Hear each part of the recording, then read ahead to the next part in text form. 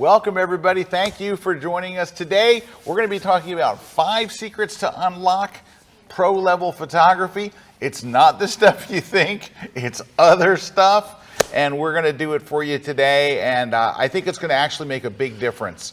This is the stuff that really makes a real difference in your photography, and that's what we are going to look at today. You like the way that little thing came on in the middle of it? I'm Scott Kelby. This is Eric Kuna. Hey everybody. We're here with KelbyOne's. We work at a place called KelbyOne's. We've been around in some form or another since the late 1990s. So when I was, 14. Anyway, so what we are is we teach on photography and Photoshop and all that stuff. That's what we do. We've been doing online classes and courses and conferences for many, many years. And we have tons of members in our online program, and some of them are probably tuning in right now. And so if you're tuning in right now and you're already a member, we love that. But this is definitely something you've already heard. Yeah, you already heard this something from you us. already heard. This is for people that are new to the membership, want to know about how to get into the membership, and later you're going to have the best deal ever. Literally the best deal ever, but that comes way later because we've got a lot to cover between now and then. But I do want to tell you, if you are a KelbyOne member, you're going to go, I already know this stuff. Yes, you do. So just giving you a heads up at the very beginning. But we'd love to hear from you in the chat. Tell other people about your experience as a KelbyOne member. We love to hear your comments. We'd love to hear from you guys, and tell us where you're from. Yeah, just give us a shout out. Yeah. Okay, so let's launch into this. Before we go any further, give me 60 seconds to explain a little bit of who we are. I said that we train on Lightroom and Photoshop and photography, right? I'll give you a couple of quick quotes that people have said about us. This is from Steve Brazill in his Behind the Shot podcast. He had a very, very nice quote right there from him. Yes. And then this one is from Richard Burnaby from his Beyond the Lens podcast, which is a these are both very, very popular and famous. We're honored that they would say stuff like that. So that's very, very nice. We have a giant library of online courses. It's cool. We've been doing this forever with a heavy emphasis on Photoshop and Lightroom. That's where we kind of made our ground, but we have tons of courses on every topic you can probably think of, including we have a pretty extensive iPhone photography for people who are into iPhone stuff. Absolutely. And Landscape, want to take portrait, wildlife, all that good stuff. That's who we are, and we'll talk a little bit more later. But let's get into the nitty-gritty. Even PB saying in the comment, great value for KelbyOne Pro. I learned a lot and made great friends that I still can stay connected with. There you go. Well, thank you for saying that. Thank you very much. Now, as we go through this, if you stick all the way to the end, where we're going to tell you about the best deal we've ever done. I know it's the best. I know it's the best deal because when they were giving me all the information of what to get, I'm like, are we sure this is right? But anyway, he kept on questioning it. And we're like, no, seriously. It seems like a lot. Anyway, but we have a very cool gift for you if you stick around, and it relates to something I'm going to talk about in here. But let's get going. All right. The 5 secrets to unlocking pro-level photography. Now, pro-level photography is something that people struggle with because they've bought a nice camera, they have nice lenses and stuff, but they're not getting the results that they thought they would. And that's what we're going to talk about. And I want to give you a heads up. Some of the things that we're going to talk about are going to be a little controversial. Some of these things are going to be things you don't hear a lot of people talking about because they're hard to talk about. Yep. But honestly, I think that you need to know it. So I put this together like I was talking to a friend. We're at the bar, and they said, look, I need some help with my photography. I'm not getting the kind of photos I thought I would. I've invested a lot, spent a lot of money on my camera, my lenses, and my gear. I'm just not getting great photos. So we're going to give you the 5 things. And the first one is a thing I call the gear speed bump, which is where your progress actually gets slowed because of the gear. Like you're focused on, I got to learn this new gear, I got a brand new camera, and I know it's better, but there's so much to learn. And so you wind up actually almost taking a step back. And part of it is you think, gosh, there's so much to learn here. But here's what, this is a weird education thing in the photography space. Yeah. They've made photography seem way harder than it is. Photography today is the easiest it's ever been in history. And today's cameras are so advanced. Doesn't matter what brand you have, Canon, Sony, Nikon, OM Systems, Pentax, whatever it is. They're great. They're awesome. great. They all take great pictures and they make it easy. But here's the thing, photography has gotten so simple, and I'll prove it to you, because you can take a really good photo with the simplest camera that I know that you own, which is your phone's camera.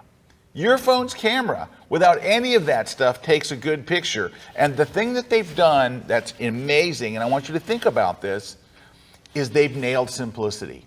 That's what the phone companies have done. Well, not the phone companies, the phone manufacturers, yeah. right, and developers have done. Well, it's even the shot that's on the screen right there was taken with your Yeah, phone. that's a phone shot from Tuscany. But so here's the thing. Like, think of what we do to focus our mirrorless or DSLR. You got to hold the shutter button halfway down. And those crazy turns. And then you move that, right? But on your phone, think about it. What do? You tap the screen to focus, right? And if you want your image to be darker, you slide your finger down. If you want it to be brighter, you slide your finger up. This kind of simplicity, right? It looks like this when you're actually out there shooting, right? So you just go, wait, hold on, I want it to be a little brighter, and I'm done, right? That's it. But on our mirrorless and our DSLR, we just can't do that. We can't talk about brightness and darkness on. We have to give it a name.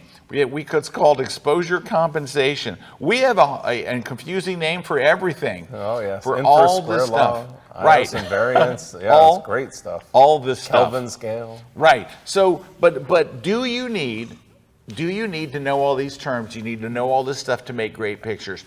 You do not. And that's kind of what we're focusing on. And I'll give you an analogy, right? So I have an engine in my car. That's how it moves. Yep. And I know, because I've heard, that there's a head gasket in there. Mm-hmm. There is. I don't have any idea where it is. If you said, here's $1,000, point to the head gasket, but you can only point once. It's an important part, too. I would lose $1,000. I have no idea where it is. So regardless of not understanding my engine, I'm still able to get from where I am to extremely important things in my life. I can get from point A to point B without understanding what happens when I don't know, whatever my head gasket does. You just need to know brake, gas, steering. Right. That's it. Right. So photography is very much the same way, right? You don't have to understand all that crazy stuff to get from where you are to making great pictures. And here's the problem. We spend so much time on our gear, trying to learn our gear and thinking if I just understood my gear, my pictures would get better. So we spend way too much time on that, but we spend way too little time on the thing that would actually make a difference. The one thing that would almost change everything for us overnight. And what is that? It's composition. Yep. It's literally composition. So let me give you a couple of examples, okay? So you've heard, of course, of the Eiffel Tower. By many people, it's considered one of the architectural wonders of the world. If you've ever seen it in person, it's beautiful. It was built for I want to say the 1910 World's Fair in Paris. And when it was built, this super amazing thing, the Parisians hated it. They did. They hated it. You know it's why? So ugly and all that stuff. Oh, they thought it was an eyesore. You can't think of Paris without it now. Yeah, but they really hated it. You know why? It's because the French hate everything. No, I'm kidding. It's a joke. But they were very upset with it. But today, it's it's Paris. It's iconic, yeah. If you say the word Paris and you close your eyes, you picture the Eiffel Tower, right? If you go to Paris and don't take a photo of the Eiffel Tower and you're a photographer, you didn't go to Paris. And they don't let you back in the U.S. Okay, so think about this. So here's this structure that is considered one of the most beautiful structures, man-made structures, architecturally in the world. Can you take a bad picture of it? Yes, you can. I took this picture years ago, and I like to rank this. The leaning tower of the blown out sky, and it's leaning, and it's just everything bad, and there's tourists just everywhere. Okay, it's a bad shot. All right, and in fact, there's a French word. We all take them. Yeah, there's a French word for how bad it is. Okay, so if you could stand in front of that and make a bad picture, what if you were really good at composition? If you are really good at composition, you don't have to stand in front of something like the Eiffel Tower. You don't have to stand in front of something amazing. You could stand in front of something regular and make it amazing. And that's what the power of composition is. You could go down to the docks, see a guy there working at the docks and just pulling a rope, and you could make a great picture out of that. Just like Jay Maisel did in this beautiful print that I can't imagine how many times this is sold for Jay. It appears in Jay's books and stuff. Jay's a living legend, by the way. But it was about him finding that composition of the right background, the right gesture, and the the right movement colors. and the colors and the, you know, he really understands this. And this is the kind of image that'll be studied in colleges and universities when they talk about composition. But at the end of the day, composition and how your photo is going to come out really comes out to two things. It's two things, and if you can grasp these, and you don't even listen to the rest of this presentation, if you just bail now, if you listen to these two things, it can change your photography today and from this day forward. When you understand the importance of, there's two main things that make up photography. Number one, and this is so incredibly important, and if this sticks with you, it's gonna make a difference. And it's not your gear. It's what you're standing in front of. You're holding a camera. What are you standing in front of? Because what you're standing in front of is going to make pretty much the difference. But there's two things, but here it is. If you're standing in front of this scene here, and this is a scene taken by my colleague Karen Hutton. She's one of our instructors here at KelbyOne, and this is a beautiful scene. If you're standing in front of this scene, right, and this is what you see when you look out, you could probably put your camera on a tripod, and you could probably train a small monkey to run up the leg of the tripod and push your shutter button, and this is the shot you would get because you're standing in front of something amazing. When you're standing in front of something amazing, your chances of getting a photo of something amazing, it's hard to miss. Now, what if instead of standing in front of this beautiful scene, you're standing in front of this? This is what you're standing in front of. That's what you get. You better be amazing at photography if you're standing in front of something awful and you're trying to make a good shot. If this is what you're standing in front of, right? If this is what you're standing in front of, these are the shots that you're going to get. Now, if you're shooting a wedding and you're not in a big cathedral, but you're in kind of a boring little chapel and all, you're not going to get a great shot. If you're standing in front of a wonderful place, your chances of getting a fantastic photo go way up. So that's the first thing, and it's super, super important what you're standing in front of. And who is responsible for what you're standing in front of? You, as a photographer, are. Yeah. You can stand in front of anything. I remember being a guest instructor at a workshop, and I think it was in Vermont, and Joe McNally was on stage. Now, if you don't know who Joe is, he's one of our KelbyOne instructors, but he's a world famous portrait photographer. He's been on the cover of every magazine. He shot for National Geographic for many years. Just big, right? Yeah. And when Joe was younger, he used to work for, I believe it was the New York Daily News. I think it was the New York Daily News. And his editor, and maybe it was at New York Daily News, or maybe it was his editor at Life magazine, said something to him. And I was standing in the back of the room when he said it, and I wrote down a note, and I remember him saying, his editor looked at him and said, "Joe, if you want to take more interesting pictures, stand in front of more interesting things." And I was like, my jaw dropped. I'm like, that's it. And I wrote it down. And that's where we as a photographer, that's our responsibility. It's our job, is what we're standing in front of. All right. But once you're standing in front of something great, and this is where people like Karen Hutt and other people that they really shine. But then you have to do one other thing. There's one more thing, and this is going to make, I remember I said it was two things. Yep. It's basically how you frame up the shot. It is literally your composition. Your composition is going to decide that how great is that thing going to look, right? So that's it. And that's why composition is so important. I want to talk to you about composition. I mean, if it's pouring rain, maybe that maybe that messes up the shot, or maybe it makes it better. But the important thing is if you get those two things in your head, it really makes a big difference. Well, Scott, that's a big thing here at KelbyOne. And I know, again, a lot of people watching, they're already KelbyOne members. They've already heard this before. They've heard this before. But that's because composition is such a big part of our curriculum, because it is. What you just talked about, that's the key. It's not these little things. It's about the composition. Absolutely. So that's really important. Now, Now I'm going to tell you something that is going to be very controversial. I'm going to tell you up front, but this is something else that will help this light bulb about this stuff come on. It's number 2 of our 5 things. And I'm going to tell you the truth about the quality of your subject and how this is going to affect your photography. So the quality of your subject is so important. Hey, real quickly, we just got a couple people saying hi from all over. Yeah, we got Linda saying hi from Long Island, Thomas saying hi all the way from San Diego.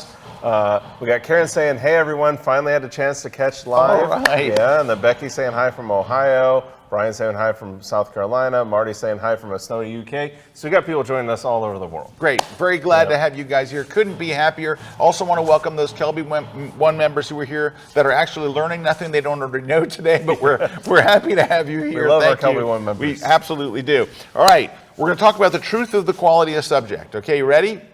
I told you it's already controversial, so you know going in it's going to be messy. Here we go. This is a picture of a cheeseburger. It's on a white background. It's, lit from above. What's in the cheeseburger? Well, it's a meat patty, it's cheese, it's lettuce, tomato on a sesame seed bun. All right? All right, I'm going to show you another picture of a cheeseburger. This is a cheeseburger.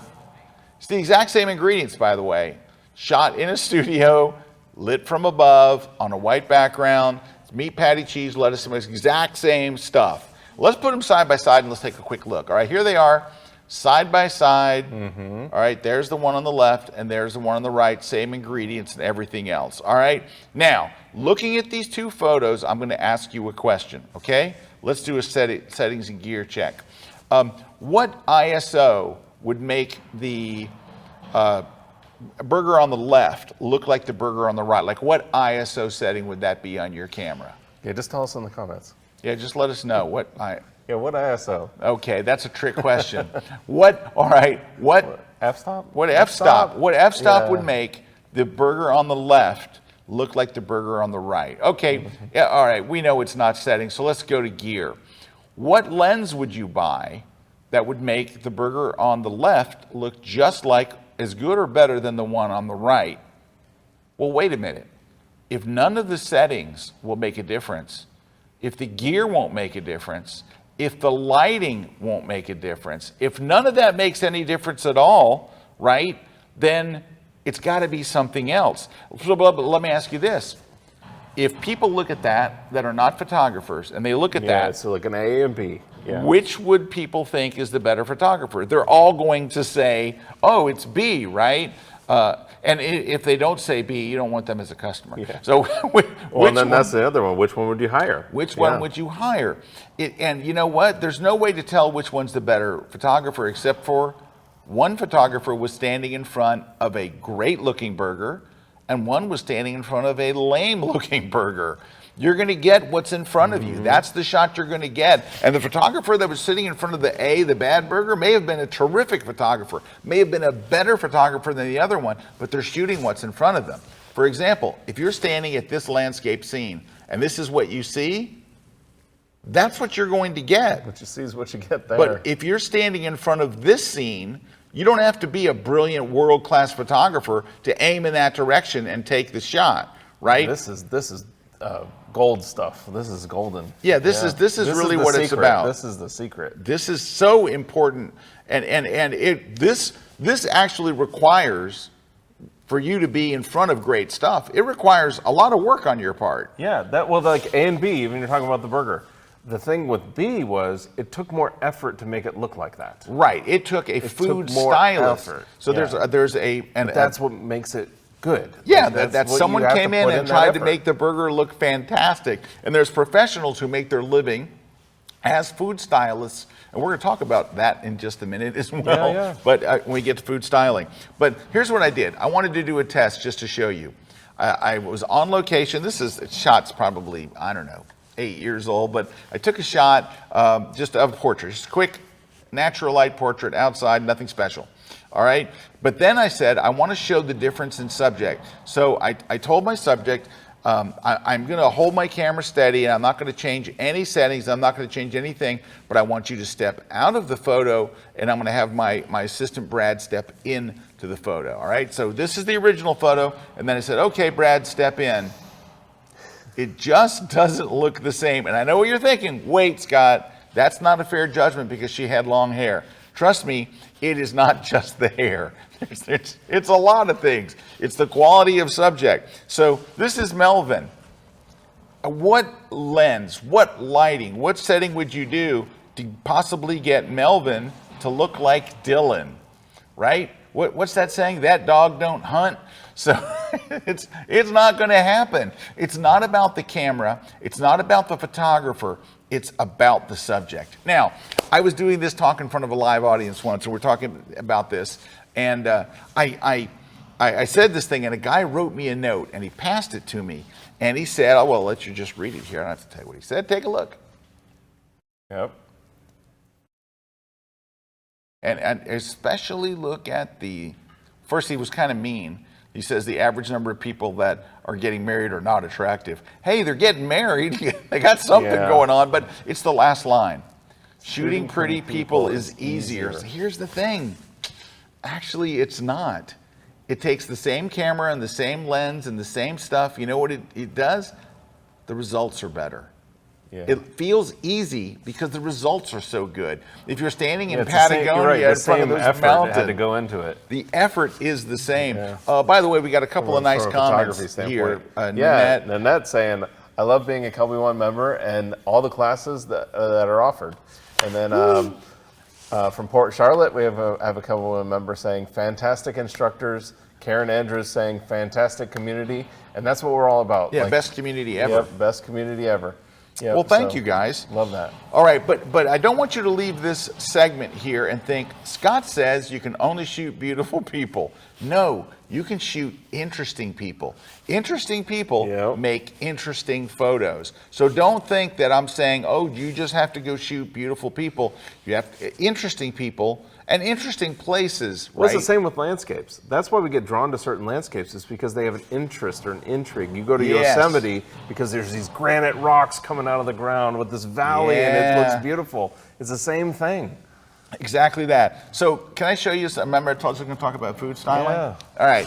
So that was Jay there, right back there. That picture. Oh yeah, this was Jay. By the way, this is Jay Mazel, the guy that took the He's red, the one that will definitely be studying his work. The picture at the dock. Mm-hmm. All right. So here we've got this shot right here, and it's from Kraft. And my buddy was the lead photographer at Kraft Foods for many years. He's a KelbyOne instructor as well, but a terrific guy.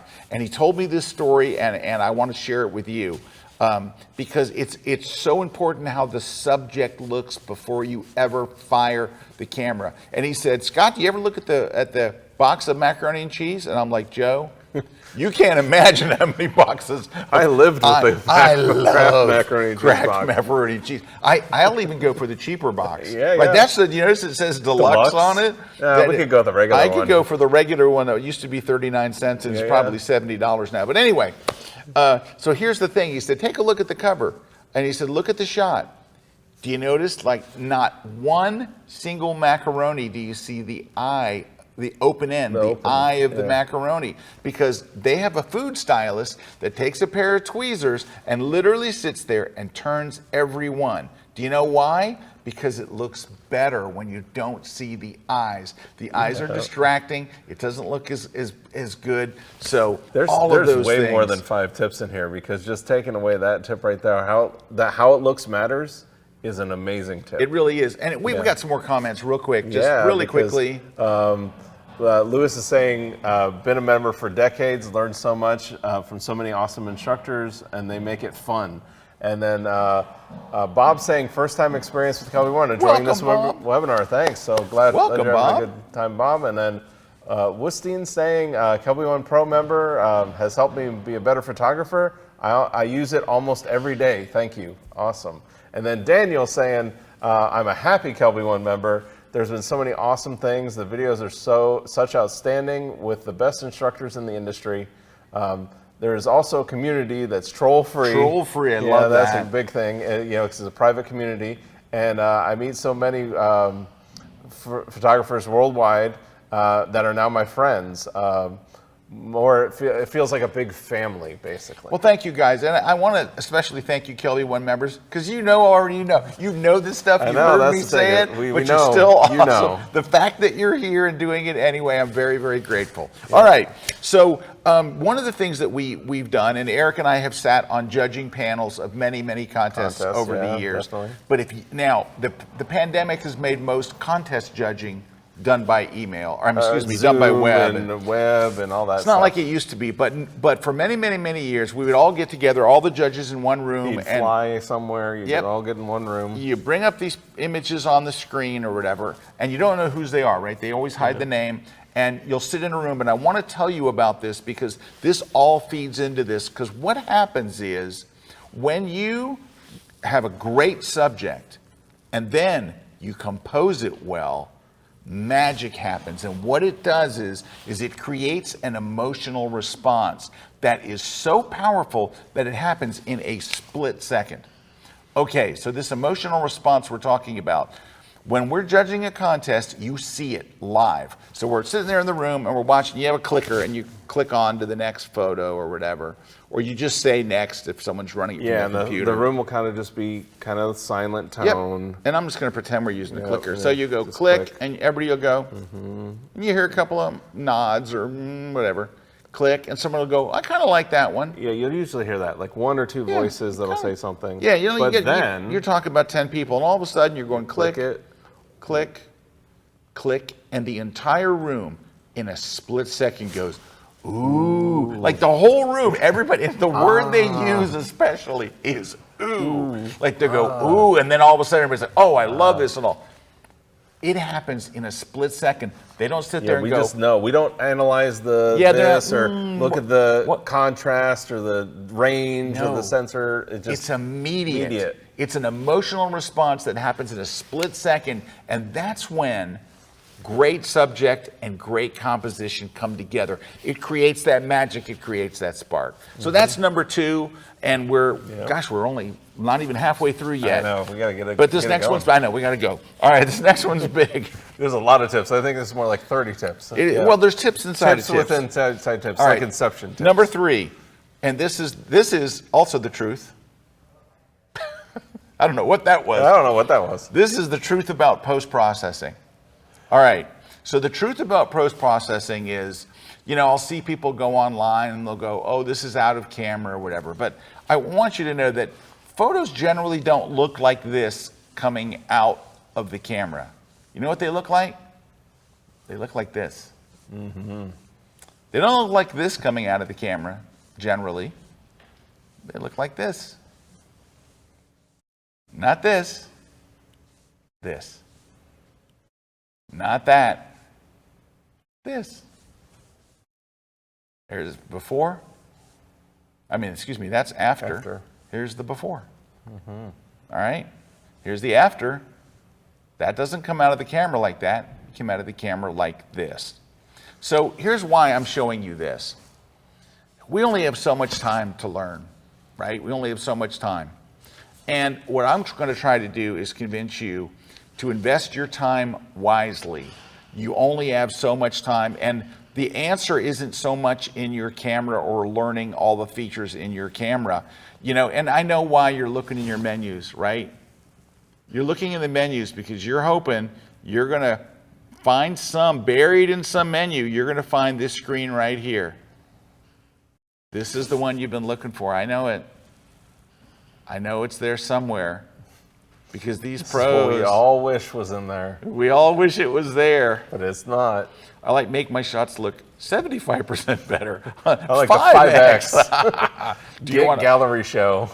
Yeah. But unfortunately, this screen doesn't exist, and the answer isn't in your menus. If you really want to do something, you want to invest your time, it's not in finding all the features that your camera will do.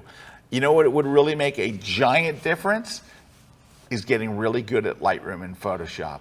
That is the darkroom. And when you get really good at those, it's incredible what you can do. It really is. It changes the game, yeah. It changes the game, and both Photoshop and Lightroom are adding new features and accelerating at a pace I haven't seen in many, many years. Now, I'm going to talk about one aspect of a feature in Photoshop.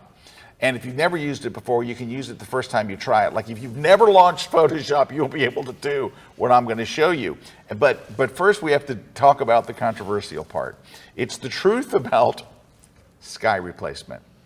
This is where you drop in a better sky than what was there when you took it. Now, I got to be honest with you. I resisted this for many, many, many years. And it wasn't until I really gave it any serious thought where I was at the bar at a conference and I'm talking to a landscape photographer who I look up to. He's, revered in the landscape world, and we're just talking about photography and stuff. And I say to him, man, that one shot that you got, with that incredible sky and all that stuff. And he looks at me like, huh? And I said, what? And he goes, well, that wasn't the real sky. What? No. That wasn't the real sky. I did a sky replacement. My jaw was on the floor because this is like one of my heroes of landscape photography telling me that he replaced the sky. And he's like, well, yeah, I do it all the time. And I'm like, you do it all the time? He's like, we all do, right? And he's like, so let me get this straight. If you go out someplace and you fly out to Arizona or Utah, right? And you do everything right. You get up at dawn and you put your headlamp on and you hike. You're out there way before dawn and you're hiking out in the middle of nowhere and you get your camera set up and you've got the right gear and you got the right settings. You have all the right stuff and you're waiting for the sunrise and there's no clouds in the sky. You just never show those photos? And I go, no. And he says, you're an idiot. And at that moment I thought, perhaps I am an idiot. I was like, oh my gosh. So I started to ask, I'm telling this story to other photographers, and they're like, well, yeah, we all change the sky. And at some point I realized I was the last photographer in America not replacing skies. So then I came up with a way for me to transition to this. You ready? You know what this is. Because Eric and I went a few years back. We flew back, to Utah. To Arizona and Utah. And we were there for 4 days, I forget. 3 days, and we didn't see a cloud. We never saw a cloud. Until we were driving back to Vegas. In the rearview mirror, we saw clouds. There was one little cloud was sticking its tongue out at us. Anyway, so my first thing was, okay, I will replace clouds, but I will only use clouds that I took in Utah. So if I'm shooting a photo in Utah, right, at like Monument Valley, I can only use clouds, until one day, one day I dropped in these clouds from Kauai in Hawaii. I got over that. And sky replacement. Well, it's so easy now too. Yeah, because it's built in. Easy. And they actually named it something like so. Take a look. Here's just a regular picture. This was taken in Santorini. By the way, there's a story here of Mr. Kuna. Yeah. Right there. There's the entrance to the church. You can see the arch there. Yep. I was walking down the steps and marble steps, and I might have slipped and fell right down He did, but his camera is okay, and days later he was fine. But you drop in a cloud. I would have much rather looked at that sky. Yes, when I that was laying down and looking back, I would have much rather looked at that. Right. Yeah. And when I came around the corner, he had already. I wished I'd seen it because it made a great video. But I came around the corner, he's like, I fell. Like, what? All right. So it's actually built right into Photoshop now. Sky replacements are a part of our lives. And they actually named it, ready, when you go into the menu, it's just simply called sky replacement. You know, Adobe loves to call it. That was like a shocker to me because they like to call it like some secret name that nobody would understand. It would be like, aerial convolution. It'd be under like the mathematics or something. Yeah, or some crazy place. Here's how it works if you've never seen it before. It's really, here's Photoshop, and you just go up under the edit menu, and you go there. Look, sky replacement right there. And when you open it, it's going to put in whatever the last sky you used is. So whichever whatever sky you chose last. But do you notice it does all the masking for you? Like it puts it behind in the statue. This is in Budapest. Puts it behind all the statues, and you can just go click on another one because the mask is already built. It's already done all the stuff for you. So you can just click on any mask that you want to do.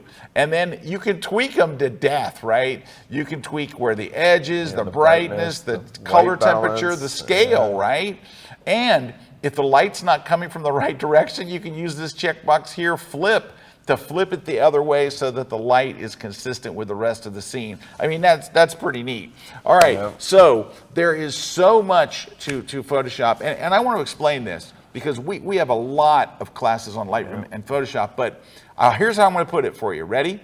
Lightroom is awesome for making your photos brighter and adding contrast and doing color and doing printing and just all these things, right? Lightroom is essential. I spend most of my time in Lightroom. But Photoshop is where the magic is. That's why you have to know both. The good thing is you don't have to learn all of Photoshop because Photoshop is deep. But you only have to learn this much, but that much is super powerful. We'll talk about that later. Let's move on to number 4. And this is one where it's another controversial one because people like to ask this one. They don't want to put it in a forum. They want to put it like out, you know. So I get an email one day from a guy who says, Mr. Kelby, I'm in one of these photography forums, and this guy is he's doing a shoot like with 600 shots, and he's getting 200 keepers. And he's like, I don't have anywhere near that many. And he's like, so am I a bad photographer? Am I bad? I'm not getting anywhere near 200. Well, I'd actually say you're probably a better photographer because that's ridiculous. Right. So I don't know what the official number is, but there's a famous photographer who gave a pretty good idea of like, you know, what a good year is as far as this isn't one shoot. This is 1 year, right? And here's the problem. And I can tell you kind of what the problem is and why we beat ourselves up as photographers. If you go on Instagram and someone shows a shot, what shot are you seeing? Their best shot from that whole day or that whole shoot or that whole trip. Do you see the 600 photos that they didn't post, that they didn't think were good enough to show? No. But when it comes to us, our problem is we see all of our bad shots. But you go on Instagram, no one's posting, this shot stinks, right? This is horrible, right? And by the way, if you ever want to get a lot of comments on your Instagram, like I need some comment, just post a photo and say, there's something wrong with this photo. I don't know what it is. You'll get a landslide of comments, all right? Yeah. But so this problem happened to my wife, all right? I'm going to give you an analogy here. So my wife, when she was learning to be a pilot, she has her pilot's license. She's had it for a number of years now. But when she was learning, she had a great instructor. And my wife was particularly good at landings. And if you're going to be a pilot, that's the thing to be good at. Landing is very important, but she was really good at she filleted in like butter, right? Well, one day they spent a whole day just doing what are called, what are they called? I just forgot the name. Touch and goes. They're called touch and goes. You take off, you fly around the airport, you come back, you land, but you don't stop, and you take off again. And you just keep doing it all day long, practicing takeoffs and practicing mostly landings, because anybody can take off the landing parts where, the rubber meets the road. So they're taxiing back to the school, and they're in the plane, and she's with her instructor, and he says to her, man, you did fantastic today. You're just landings are your thing. And she's, of course, you'd have to know my wife, but she's like, are you kidding me? There was that one landing where I landed and hopped, and there was one landing where I wanted to land right on the numbers, and I went a little further. And she picked out 3, and so he's picking it apart. And he looks at her and he says, you know what your problem is? And he gave a quote. When my wife told me this, I wrote it down. I'm going to share the quote with you as of exactly what he said to her, because photographers do the exact same thing. Here's what he told her, and then we'll talk about how it relates to photography. That's what we do. This is exactly what we do as photographers. We don't judge ourselves against other photographers that have been shooting as long as we have. How long have you been shooting? 3 years. Do you judge yourself against other 3 years? No. I go on the internet and I look for people who've been doing it for 40 years and I judge myself against them, and then I feel bad. All right, so this guy asked me this question about how many keepers you get. So I thought, all right, I'm going to go look at a shoot. So I go and look at a shoot, and it was a portrait shoot. It was the last one I had done, and we did 3 different looks. So there was 132 in the first, 174, and 122. That's how many shots, total of 428. And I went to see how many keepers did I get from that shoot. And I know because of the way I organize my images in Lightroom, I knew exactly. Click a button, and there they are. It was 3 images. So my keeper, is a really low rate. Those are the only 3 images that I would show to anybody, right? So I also, for 6 years, shot like pro sports, right? I shot, NFL and NBA and NASCAR, Indy, whatever. Everything they would let me shoot, okay? And I was criticized by my editors. A constant criticism is, you're not taking enough shots, you need to take more. So I went and looked at one of my recent takes, and it was 1,800 shots. Which actually is pretty low for it's NFL. low. It should have been more like 2,800, but anyway, I got over that and I started taking more. But I thought, how many keepers did I get? How many images did I send to the service, to the wire service? After shooting 1,800, here it is. I shot 30, right? So my keeper rate was around 1.7 for a professional event where I'm like on the sidelines with a 400 millimeter lens and all that. But can I tell you something, guys? At the end of the day, I'm not going to show 50 shots of the same thing. If I go to a beautiful cathedral and I shoot 100 shots, how many am I going to show? What am I looking for from that shoot? Yeah, and that's the normal. You just I want one. Yeah. Just let me come home with one. Like if I get one, remember Ansel Adams said 12 in a year. If I get one from a shoot, I am thrilled, right? So temper your expectations, and remember, I don't need 50 great shots.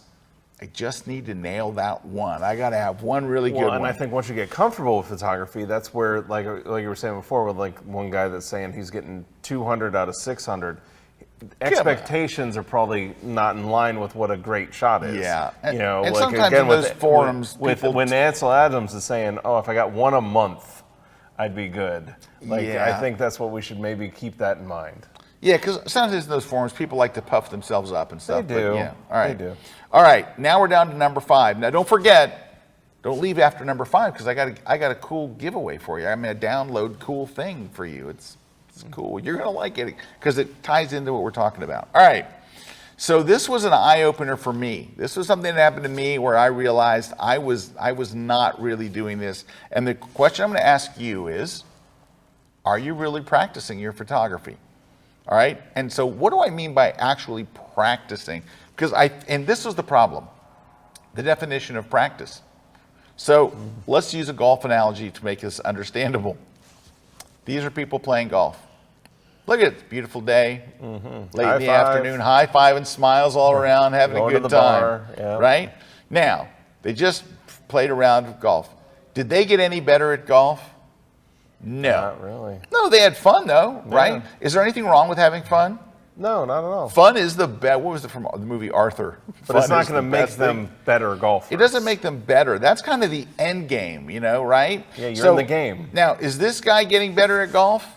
Yeah, absolutely. Yes, he is. Yeah. He's out at the range by himself. He's not smiling. Practicing. He's not high-fiving. He's hitting the same club again and again and again, trying to get his accuracy, his range. He's out there trying to get better. And so that when he actually does go play golf, his experience is so much better. When he goes to have fun, you have fun when you feel like, hey, I'm getting pretty good at this. You don't have fun when you go out on the golf course and you're so frustrated you want to throw your clubs in the lake, because then you have to go in the lake. And in Florida here, there's probably a gator. It opens a whole can of worms you don't want to open.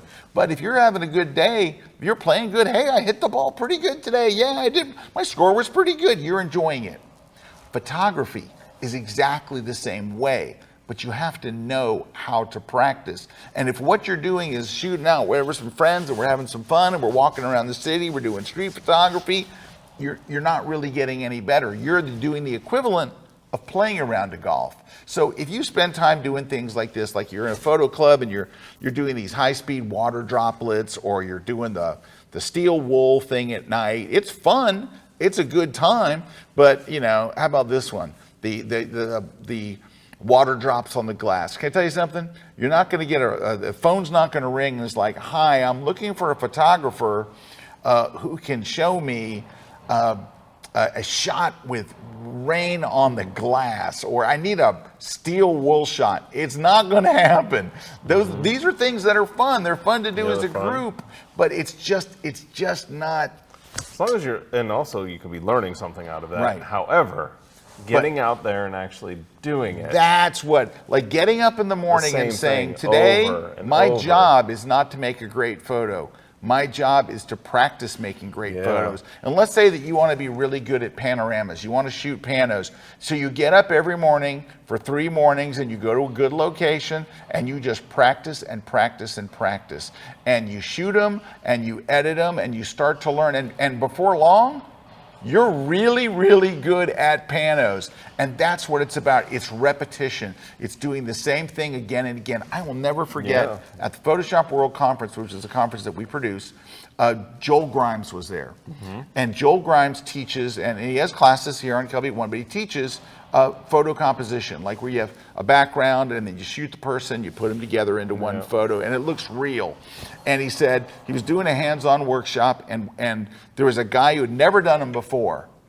And the guy comes up and he shows on his laptop, he said, here's the one I did. And Joel said, Scott, this guy had talent. I mean, he really had done it. It was the first one, and it was really good. And I looked at it, I could see this guy's potential, and I said, hey, this is really good. Now go do it 600 more times. That's the practicing part, right? That's the practicing part. By the way, speaking of great instructors, Rick Salmon, who is one of the most prolific instructors on all of KelbyOne. He's got a ton of classes. He's a legend in the photography industry, and he's got a great little quote here. Yeah, and he's saying, if you're not having fun, you're doing something wrong. That is absolutely true. Now, I will say this. Rick happens to be one of the people on earth that has the most fun in his life of anybody that we know. Rick enjoys life at a level that is crazy. But he's put in so much practice with photography that he has so much fun with it. Well, yeah, Rick has had a lifetime behind the lens. And what's nice is Rick is so open in sharing his techniques and stuff. And Rick does, he does travel photography, and Rick is unbelievable at iPhone photography. Now, he was been a Canon Explorer Lite for many, many, many years, but his iPhone photography is absolutely off the charts. Because it's what you talked about in that first tip. You know, when you're talking about that. What you're standing in front of and how you frame it. And that's what Rick puts in, is he's just like, this camera is all I need. I can get myself in front of interesting things. A real nice comment from Marianne, and then we're going to move on, but I want to talk about the practicing things. Yeah, Marianne's saying, whenever I talk about my photography, I talk about KelbyOne. Can't tell you how good the classes are, and as others say, the community is bar none. Well, thank you very much, Marianne. Thank you. All right, so when I had this epiphany about practicing, where my moment was I play guitar, and I'm not a great guitar player. For many years, I played full-time keyboard, so I was a keyboard player. I was a drummer for years. I can play bass, and I'm not a great guitar player. I love guitar, but it's hard. I don't know if you've ever played. It's kind of hard, but I still play, and I have a band that I play in for like private parties or whatever, but I'm not a good guitar player. Nobody would say, hey, he's really good. And so one day I'm whining to my wife about that, and I'm like, honey, I don't know if I've gotten any better in the last year or two. I play my guitar almost every day or multiple times a day, and I'm not getting any better. And so my wife, who is also a musician, so my wife says, okay, tell me about your practice. So you go in, you pick up your guitar, and what do? You're doing scales?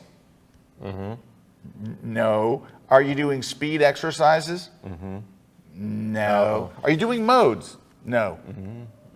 What are you doing when you go in there? And I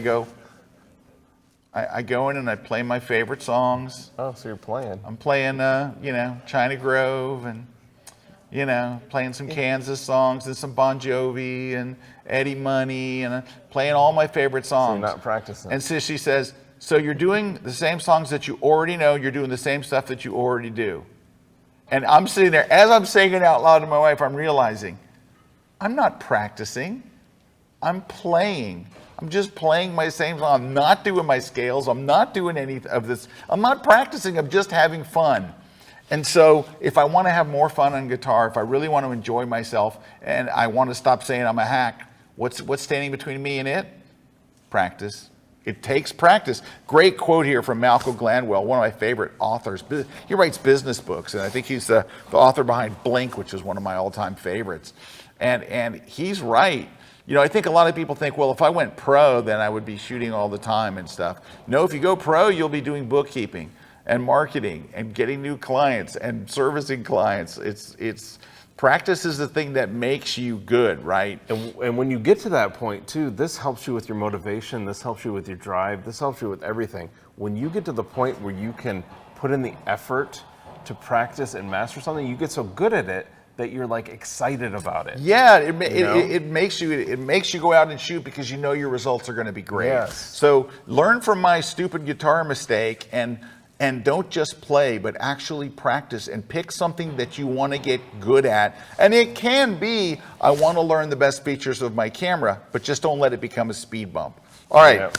So I do have a free gift coming up, so don't go away because I've got a great free gift. We got some great comments coming in, but I promised you we would talk just a little bit about KelbyOne. Just take just a quick minute. I already mentioned the best deal we've ever done. It is the best deal we've ever done, and I'm seeing comments here. There's a comment from Rose from New Zealand. Yeah. Hi, Rose. Saying hi. I've been a KelbyOne for 8 years now, and it's developed my photography with its great training. It's inspiring and also uplifts me with the community chats. There's nothing better on the earth like KelbyOne.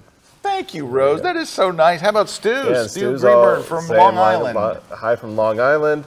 For anyone who's new, I've been a KelbyOne member for many years and learned so much. You won't find any instructors who are more generous with their knowledge than the ones at KelbyOne. And that's really a defining factor of like every instructor that's at KelbyOne.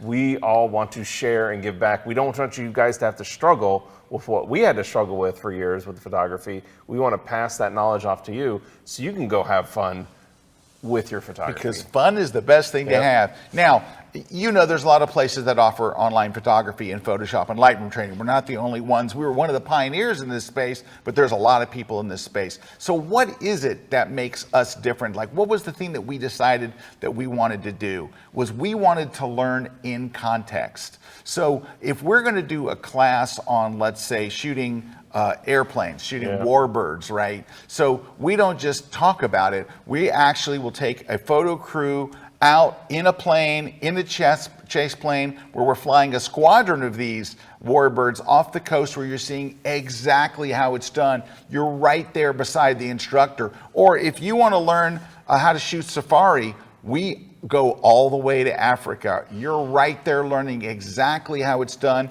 You're seeing it all done. You're standing right beside the instructor. If you want to learn how to make beautiful portraits, we're in Brooklyn. And here we're with Jay Maisel on the streets of Paris, where we're talking about that. Or we're in Venice, Italy, learning how to do long exposures with Mimo Madani, one of our incredible instructors. Or we're shooting families and we're shooting kids outside. We've got so many great classes, and it doesn't matter what your genre is, you're going to learn so many great things shooting weddings, and we're at the wedding on location. We've shot entire weddings from beginning to end, and this is Joe McNally. I mentioned him earlier. Just an incredible instructor shooting on location, and you see it all as it's happening, and the instructor is explaining everything as you go, right? This is shooting kids, how to set up shoots in your house. There's Joel Grimes, the guy I mentioned we're talking about earlier. He's doing compositing. And there's Christy Shirk, who's teaching retouching, and she also does portrait photography as well. She's a terrific photographer and instructor. So we have, that's the thing. We take you right there beside the instructor, right there so you hear it all. And see, there's our Barrio next. We're on location. There's Rick Salmon. Yeah. All right. We're shooting down in Costa Rica. Or one of my heroes of sports photography, Dave Black, as he shoots a high school game. You got to realize Dave Black shoots the biggest games there are, right? He's He like shoots on every NFL sideline. and the Olympics and everything else. And Richard Burnaby out there shooting landscapes. All of this stuff out there, shooting drones in Italy. all of this stuff. You're right there with the instructor, all right? But can I give you, like when we do a class, we do a little trailer. So like you would know, do I want to watch this class? I want to show you a little quick trailer. They're short, like 30 seconds or whatever. But this one's from Peter Hurley. Now, Peter Hurley is the master of the headshot, and he's created a whole community around shooting headshots, and he's done a number of classes for us. Take a look at one of the trailers, and you'll get an idea of kind of what our location classes are like. Here, just take a look. The key to the headshot and capturing a great headshot or portrait for that matter is expression. You can have great lighting, you can have a great subject, you can have a killer background, but if you don't have expression, in my opinion, you got nothing. Hey, my name's Peter Hurley. I'm a portrait photographer in New York, and here I am in my city. I knew I was a portrait photographer because that's what I do. I just am intrigued by the fact that we all look so different. We have so many different expressions we can make. Why not go for them? Maniacal. The art of capturing expression is simply working with your subject to get organic and spontaneous life out of them, human stuff. Now, forehead like a chicken. Hold that, I like that, good. When you have a person, technical is out the window. I'm 90% therapist, 10% photographer. The technical's done. Shebang, shebang, shebang! #1 catchphrase.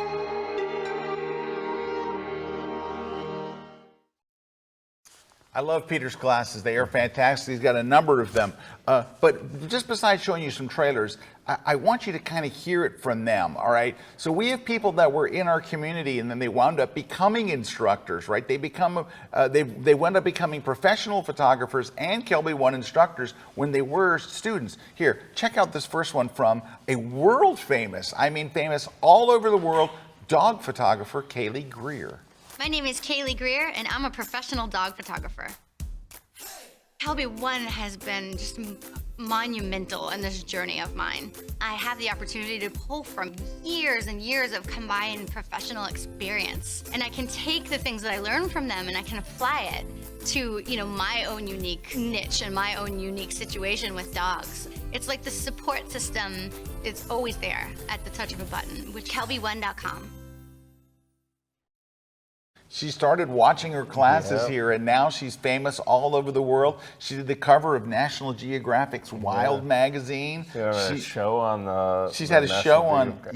what channel? It was National Geo. Nat Geo, Wild. Nat Geo, she had her own show on there. Also, take a look at Steve Hansen. Steve Hansen was one of our students, and he wound up to become a world famous food photographer. Take a look. Hi, I'm Steve Hansen, photographer and director. My transition from chef to photographer started when I was a private chef, and my goal was to create my own cookbook, write it, and photograph it. I Googled photography training, and out came KelbyOne. And from that moment, I was hooked. I learned about post-production. I learned about how to use a strobe, how to run your business. All these things can be found in this one realm. The journey of 1,000 miles begins with one step, and that first step for me was KelbyOne.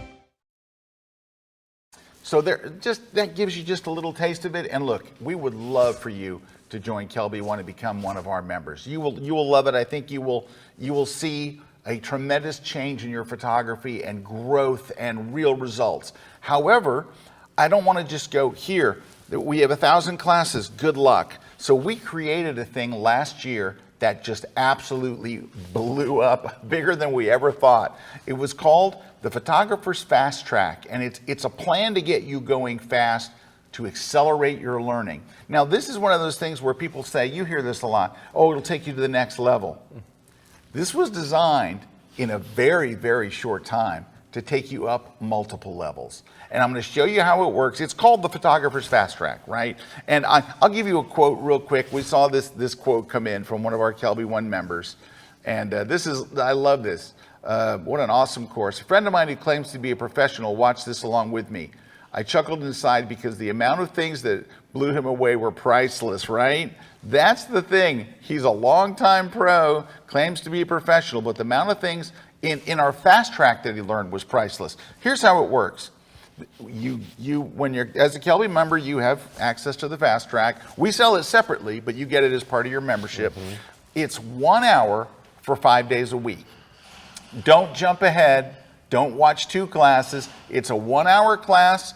You let it marinate. That's all you do for that day. It is important to do it like it's supposed to be. All right. And so you're going to watch 1 class for 5 days. The first class is the top 7 things that I think every photographer needs to know about their camera. We get the camera stuff out of the way first so you can focus on the really important stuff. But you're on location with us doing a live shoot, and you see all these different things about camera safety. It's not just about portraits, but it's 7 things that you need to know. Then we move on to the really important stuff. What is it? Crush the composition. Now, I did a talk for Google about, I don't know, 10 years where I did this. It had over 500,000 views just on this. I went and redid it just for you, updated it to today, and this is it. And the whole thing is on the most important part of this. Remember I said it's 2 things, what you're standing in front of and how you frame it up. So that would be day 2, right? Mm-hmm. Day 3 is you're gonna learn my 7-point system for Lightroom. This system that I created is taught in colleges and universities and high schools all around the world. This is the textbook that is in the classroom that teaches people how to edit their images in Lightroom. You will know what to do first, what to do next, in what order, and why. Then the 4th one is really important. How to critique your own photos, how to critique your own work, how to look at your work and really see if you've nailed the technical stuff. The technical stuff is not what it's all about, but it'll take a great photo and kind of ruin it. So if you get the technical stuff out of the way, then you can really focus on the creativity. The last one is the most important. I saved the best for last. It's 10 things that I wish somebody had told me sooner. This one class has the power to move you a year ahead just like that. It's just absolutely amazing when you realize how important this is. And I'm going to share with you, like unabashed, here's exactly what happened. Now, once you get through those 5 days and your head is spinning, then it gets much easier, because from that point on, you're just going to do 1 hour a week. 1 hour a week, right? That's it. You've got a year membership. It's 1 a week, right? So you have 3 options once you pass the fast track. Number 1 is you can go to a topic-based learning track. So for example, if you wanted to learn wedding photography, or you wanted to learn drone photography or iPhone photography or whatever it is, you'll go to one of these learning tracks: Photoshop, Flash, Lightroom, Wildlife, Aviation, whatever it is, and you can just follow that track. It's going to track your progress. It's going to tell you how you're doing as far as how far into it you are and all that stuff. That's option number 1. Option number 2 is we release a new class every single week on Wednesdays. Every Wednesday, there's a brand new class. Every once in a while, it comes out Thursday, but it's supposed to come out on Wednesday. And it's a brand new class. Now, that class may be exactly what you're looking for. It may be something you've never tried before, or you can go to option number 3. If you go, this week's class is not exactly, I'm not a portrait photographer, but you should watch it anyway because you'll learn stuff. But anyway, then you can go to option number 3. Just go to the search, type in what you want. What do you want to learn today? I don't know, type it in that box. And we have literally over 1,000, not lessons, 1,000 full-length courses. Why so many? Because we've been doing this a long time. So we have all this stuff built up. And now, I want you to join, and we have put together, and I'm not kidding, this is the best deal we have ever put together in the history of KelbyOne. It actually is ridiculous. By the way, comment from Jay. Yeah, Jay's right there. saying the fast track, it's fantastic. And matter of fact, I'm going to go run through it again. And then Natalie was saying almost the same thing. Fast track was spectacular. Going back to again, if something hasn't marinated long enough. There we go. Thank you, guys. All right, here's the deal. It's ridiculous. First off, you're going to get a KelbyOne annual membership, right? That's normally $199, and it's going to be included in this deal. So you get the membership, you get the courses, the webcasts, you get community, but you get the fast track too. Yep. You get the full fast track. You can buy this separately, but it's included in your membership.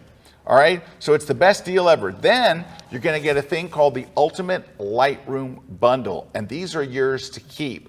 So you're going to get this selection of great classes, including my, it's an ebook I put together, 300 Photoshop and Lightroom hot tips. You're going to get the ebook and all these classes. There's an ebook on retouching portraits in there, and there's some presets, all that good stuff. All kinds of goodies. It's a ton of goodies if you use Lightroom.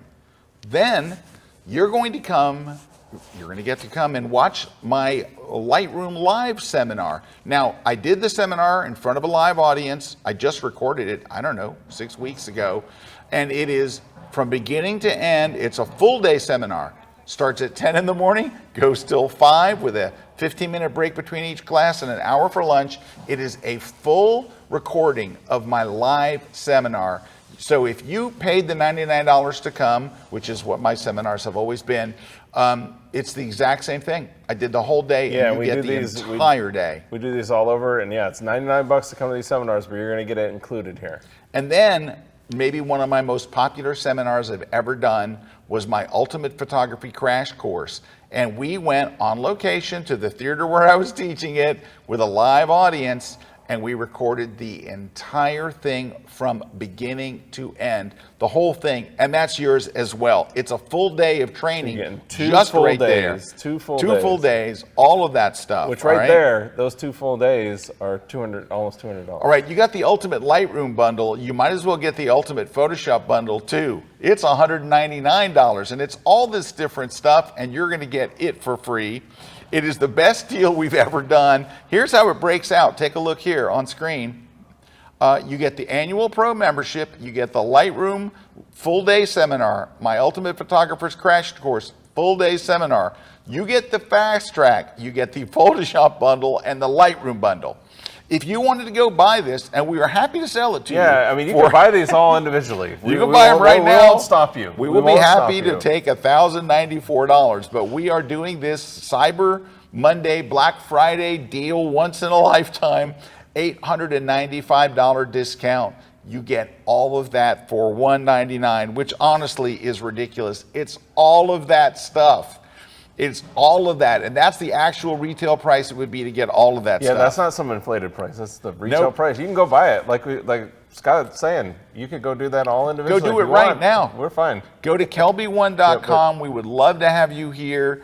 It's going to be a great year. We have some neat stuff planned for this next year, and classes that are going to blow your mind. This works out to be about 54 cents a day. Now, I want you to think about how much you spent on cameras and lenses and batteries and camera bags and all that stuff. But for 54 cents a day, you can absolutely just send your photography to the next level. You can go multiple levels, especially if you start with the fast track. And I know I keep saying it, but the success people have had with it has been so amazing that I want you to, even if, for those of you who are Kelby One members and you're hearing the same thing again, if you haven't watched the fast track, go watch it right now. And there's so many great comments coming in from members. Thank you guys. Yeah, Jay saying the class from Scott and Jay in New York is absolutely a master class. Robert saying Kelby One is awesome, been here for a long time. Before it was Kelby, it was started as NAP. Which is the National Association of Photoshop Professionals.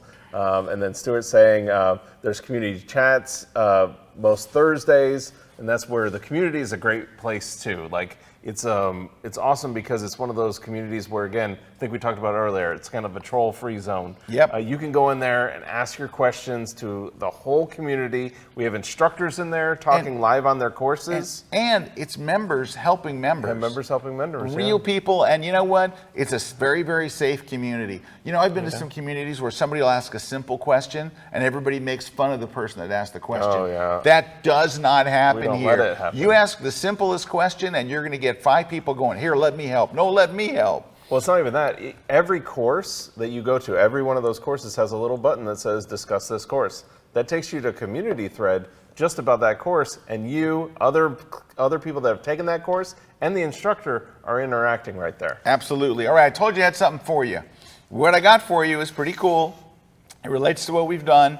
I went out and took a bunch of really cool shots of some really cool skies, and you're going to get my Scott Skies package, right? You don't have to pay for it.